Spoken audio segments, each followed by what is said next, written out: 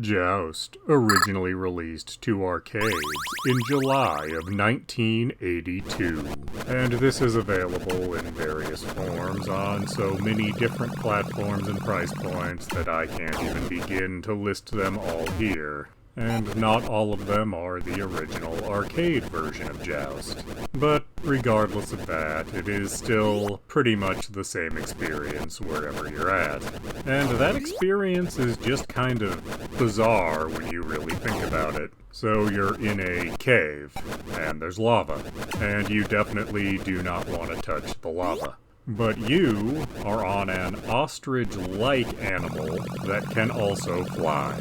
And other men with similar mounts are also in this cave with you. You need to collide with them while being above them to turn them into eggs. Not the birds that they're riding on, mind you, but the actual, presumably men that are riding the birds turn into eggs.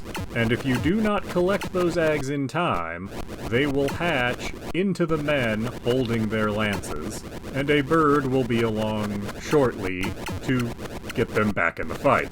And if you take too long colliding with these men from above and collecting the eggs they turn into, a dragon will spawn and chase you exclusively.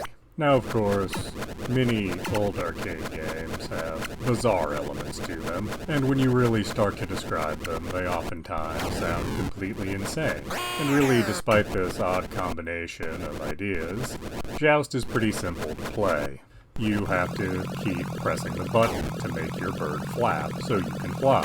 If you can get a running start, you'll have an easier time flying. Then it's just a matter of colliding with the other jousters while being slightly more elevated than them.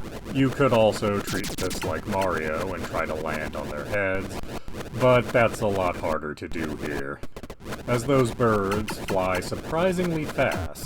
And like the majority of old arcade games, as you complete rounds, things get harder and harder. More enemies spawn, and they seem to get more aggressive also. And honestly, your thumb is probably going to get a bit fatigued from all the pressing of the button, unless you're using a turbo controller. And actually finding controllers with turbo on them these days is not all that easy.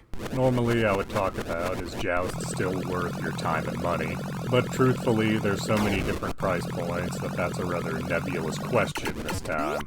It's very often found in collections of games, though there are places, like Xbox, where you can still buy it individually.